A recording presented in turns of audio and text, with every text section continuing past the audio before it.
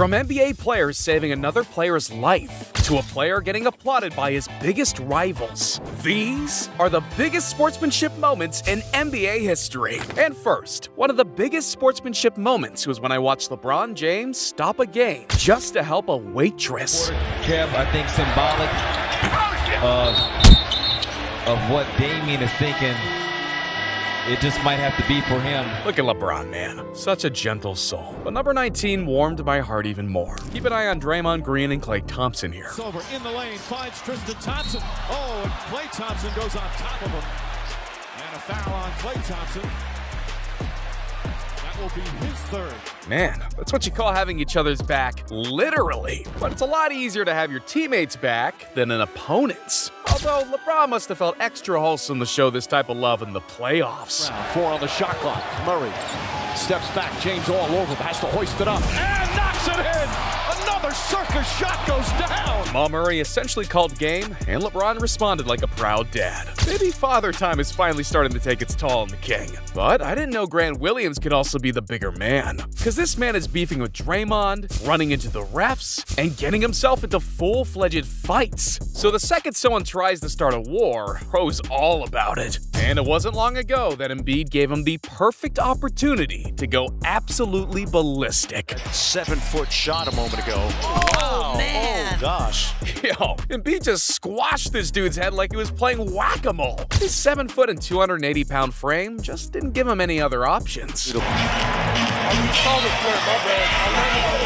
it's a playoff, brother. Y'all foul. I know you're good for the ball. Yeah, I'm trying to go, like, jump over, but I ain't gonna be here. Hey, brother. That's what we battle for, bro.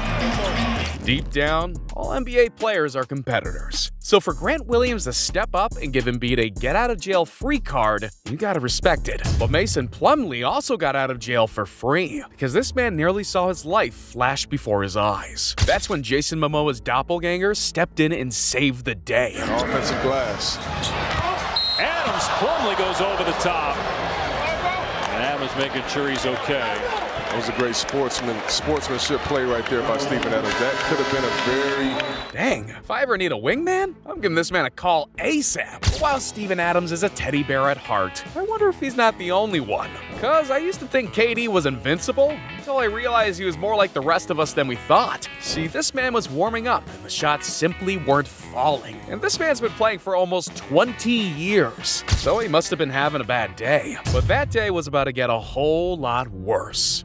And all of a sudden, I see him hit the ball up in the air. And I'm like, uh-oh, that's going into the stands. And it landed on somebody. You just see a bunch of people go surround the guy. And I saw an old man with a veteran's hat on. I'm like, oh, this ain't good. It hit his glasses. It cut the man. Kevin ran to the stands, profusely apologized, left. His security guy came back and apologized and invited the man to come back to the locker room. And when the guy talked to Kevin, he said, look, you better win the game now after doing that. First off, I didn't know KD had strength like that. And second off, this fan just hit the jackpot. And I know what you must be thinking. There ain't no way I want to get hit in the face with a basketball. But when it means getting signed shoes from your favorite player, then suddenly your day gets way better. Alright, but KD isn't the only one making fans happy. See, Kobe knew 2016 would be his last season. And so did fans. He literally called his farewell tour a whole year in advance. So when the fun was winding down, and Kobe knew this, he wanted to do something nice for his biggest supporters. Kobe Bryant making his last appearance here at Pepsi Center. And we had said that we had hoped that somehow the Nuggets could send Kobe back to Los Angeles with a big fat loss. Been an entertaining player to watch over the years, Scott. This man is all ball and no fun. So for bro to take time to give away a free pair of kicks, you can't take moments like that for granted. But you also can't take our 13th moment for granted. The time an NBA player was starstruck. Look at that. Some respect from the youngster. Nah, I think my respect for Emmanuel quickly just went way up. Because this man didn't choose LeBron, he didn't choose Kobe, and he didn't choose Steph. He picked Lou Williams as his favorite player, aka the 3-time Sixth Man of the Year. And hey, who knows? The way Emmanuel quickly has been playing as of late, maybe he can follow in his idol's footsteps. Now, it's pretty surreal to watch your favorite player and then go head-to-head with him years later. But it's even more surreal to go against one of the GOATs. See, the Warriors and the Lakers were playing in a 2014 preseason game, and you'd think that players would take it easy. Well, that was the last thing that Kobe was going to do. So when Curry was bringing the ball up court, Kobe didn't even let bro breathe. This man was getting exhausted just getting the ball up the court. But that's when he locked in and decided to make something out of nothing. Price is 3 for 4. Other than that, I don't think anybody's at 50%. Whoa! And once Kobe saw this, even he couldn't help but be inspired. And then I act like nothing happened. So it's like the biggest keep your cool kind of moment in your life because, you know, it's freaking Kobe. You're trying to be super chill about it, but I just, you know, drained one from 30 on it after he picked me up. And he gave me like the little ass tap on the way back. And I couldn't even acknowledge that either. I kind of just like knocked him off and like act like I was playing on defense. I went right back in at halftime and was like, I need that clip. Like, bring me that back. I gotta say that on my phone. Now, Steph's a pretty chill dude, but could you imagine if Kobe gave you a pat on the back? I'd be losing my mind. And in 2013, Paul George also lost his mind when facing one of his biggest idols. The Eastern Conference Finals were in full effect, and his Pacers were facing their biggest test yet, LeBron's Miami Heat. But PG-13 isn't one to back down from a challenge, and the Heat brought out the absolute best in him. Here comes George, got the step and stops one of them, and counts on the foul. He beat LeBron James. Doug, Prime PG was built different, and he could have very well ended up with a ring if Prime LeBron wasn't even better. Final seconds of the third. Here's James with a long three. It's good. LeBron comes right back and then said something. Damn, LeBron. Bro was just trying to have a moment, and you just took it away from him. But I'll let it slide, because at the end of the day, game respects game. This is good. This is going to be good between these two players. The bigger the moment, the bigger the man. And if we're talking about big moments, we gotta talk about number 10. Because it featured two of the biggest men in the NBA. Two 7'1" giants, Brook Lopez and Jay Huff. And these guys were about to be human wrecking balls until they started a brotherhood instead. Foul on Lopez. Huff is going to the rim. Helped him out. Look like newlyweds. I do. But as heartwarming as that was, our final 9 moments are taking sportsmanship to a level the bad boy Pistons didn't even know was possible. And at number 9, we have to address the elephant in the room. 2020 was a weird year. COVID shut down the entire NBA, and the basketball world lost a legend in the process. Because this was Vince Carter's final year, and the Hawks were already out of playoff contention. So when the NBA told fans that the season was being suspended indefinitely, they knew this meant one thing. They were about to watch Carter's final game. And despite taking the L, Vince Carter received something that few W's could ever achieve: respect. Vince is getting ready to check back in so the fans get their wish. But the news is that the NBA has announced tonight that it has suspended its season until further notice. Now, we'll have more details coming up in Hawks Live postgame. So Vince gets back in, and they're going to give it to Vince. He's going to take a three and hit it. This man played in 4 different decades. It's only right this man receives his flowers. But is it as legendary as what Doc Rivers did for Dirk Nowitzki at number 8? Left in the game, and play has stopped.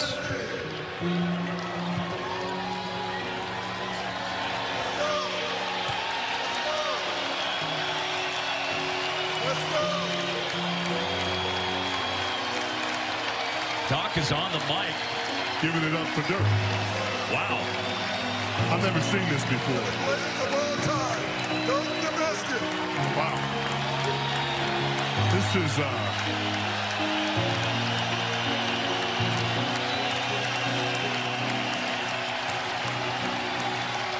For reference, this was Dirk's final NBA season, and a Hall of Fame coach stopped the game just to show him love. That's how you know this man was great. But you can't force moments, and even Doc Rivers will admit it. We had a lead, and I had a timeout. You know, honestly, I didn't plan it. I just felt like he deserved that. You know, it's funny. was it Miami? I thought that we didn't give Wade, like, it was a close game, and I think they won the game. Wade played like he should play 5 more years, and I didn't think we gave him the right send-off, so I wasn't going to let that happen again. So I just did it. Knowing this moment wasn't planned makes it that much more wholesome. Yet Trae Young is also slowly earning my respect. Because in the Rising Stars Challenge, this man found himself up against an impossible challenge, Luka Doncic. But Young wasn't about to let this man drop 40 like it was an all-star game. And to do that, he was going to need to turn into a basketball magnet. Luka Doncic, with 2 seconds left, is going to knock this down. He's going to shoot from half court. 3, 2, there's 2 seconds. There's the knockdown.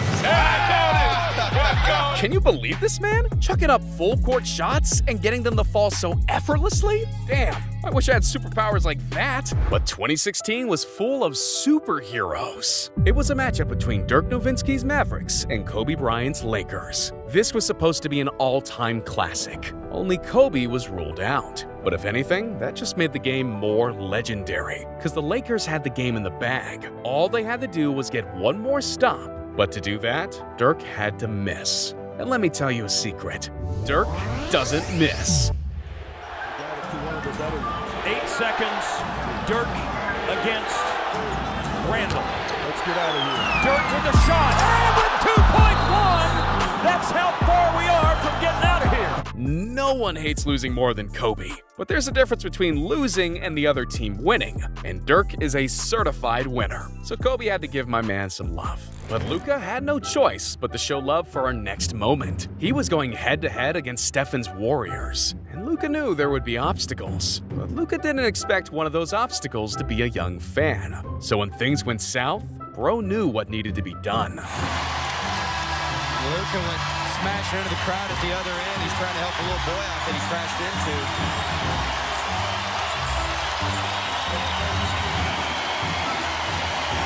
Bro took the collision like a man and got a memory he'll never forget. But Paul Pierce also has a memory he'll never forget. Because in 2017, Pierce was hoping for a farewell tour like Kobe, but he would soon swallow his humble pie after realizing there's no one like the Black Mamba.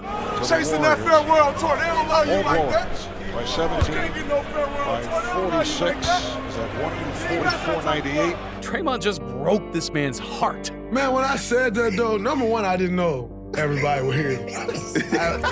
But it was all for nothing, because Paul Pierce wouldn't be denied his proper send-off. See, on February 4th, Pierce had the opportunity to play against the team where it all began, the Boston Celtics. Meaning this would be the final time he'd play in the TD Garden. Just 10 years ago, he won an NBA championship in that very arena. So when Pierce checked into the game for the final time, he knew it was about to be special. Only he didn't expect it to be this special. And if you ask him, he'll always bleed Celtic green.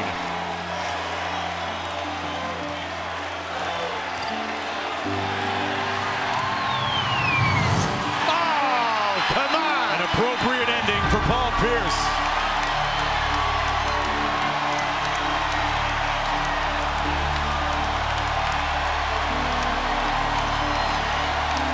It wasn't the Mamba treatment, but how can you complain? That three-pointer was the icing on top of a legendary career. But MJ's career was so legendary that even his opponents were going all out to make it special. And in 2003, players knew it would be their final chance to play against the biggest icon the game has ever seen. But was Michael Jordan a top 10 player in the league? No, there was absolutely no way this man deserved to start in the All-Star game. But who are we kidding? The NBA wasn't going to send this man off without at least one more start. The NBA, if you would, kind of encourage, hey, it's probably a good idea that MJ starts in his last game. That was a no-brainer for me, but you know, you go through all the protocols, and I remember walking in All-Star, you know, all of the festivities, you know how All-Star Weekend is. This is bananas, and MJ's in the back doing what MJ does with Ahmad and all those guys, and I walk in and I said, hey, MJ, you know, it's your last All-Star game and everything. You're gonna start. He said, no, you earned it. Could you imagine LeBron turning down an opportunity to start? MJ's mentality is truly different. But here's the thing. Vince Carter wasn't about to get blackballed by the entire world. So he also wasn't about to give Michael Jordan a choice. I said, Mike, look here. I am not walking out here on this court tonight and start on this court and you were sitting on the bench. I was sitting on the bench with my uniform on, buttoned all the way up, and I was going to sit in the bench. I'm not going out there. After everything he did for the game of basketball, it's only right he deserves some recognition. And I'd say the same about our final two moments. Because for number two NBA franchises laid their heart on the line. Because let's face it, playing in the bubble wasn't easy. These guys were isolated from their own families with one goal: win an NBA championship. And trust me, few people wanted it more than Donovan Mitchell. This man single-handedly willed his team to Game 7, and now one game was going to make or break his season. And it wasn't just that, it was coming down to the final shot. Mike Conley very well could have sent them home. Fortunately, he misses the shot. A series. That rim halfway out and down. Look at this.